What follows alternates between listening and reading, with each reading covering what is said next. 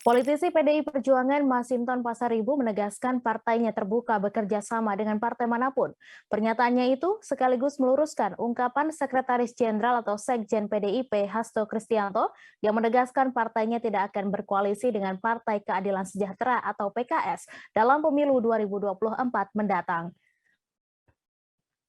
Mengenai pernyataan Hasto, Masinton menjelaskan bahwa sekjennya itu menyoroti kerjasama dalam konteks fenomena di akar rumput. Sebagai contoh pada pemilihan kepala daerah atau pilkada, Masinton mengatakan pada level bawah kerjasama partai sulit menyatukan chemistry atau sinergi yang terjalin antar partai.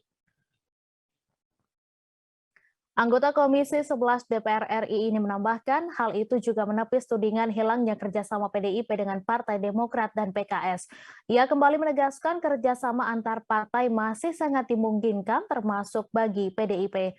Namun kerjasama dan komunikasi dari level atas hingga ke bawah partai harus dijalin dengan baik sehingga dapat menyamakan keputusan dalam diambil kerjasama tersebut.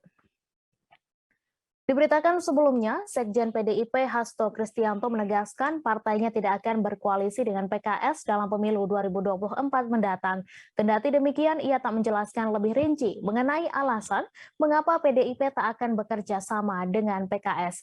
Tak hanya dengan PKS, Hasto menyebut koalisi dengan Demokrat pun kemungkinan tidak akan terjadi. Lantaran dinamika politik sudah menunjukkan bekerja sama dengan Demokrat sulit diwujudkan. Lebih lanjut, Hasto menuturkan terkait kerjasama politik PDI Perjuangan akan melihat bagaimana emosional para pendukung partai.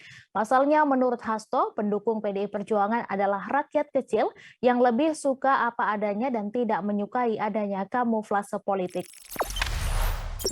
Jangan lupa subscribe, share, komen, dan like ya!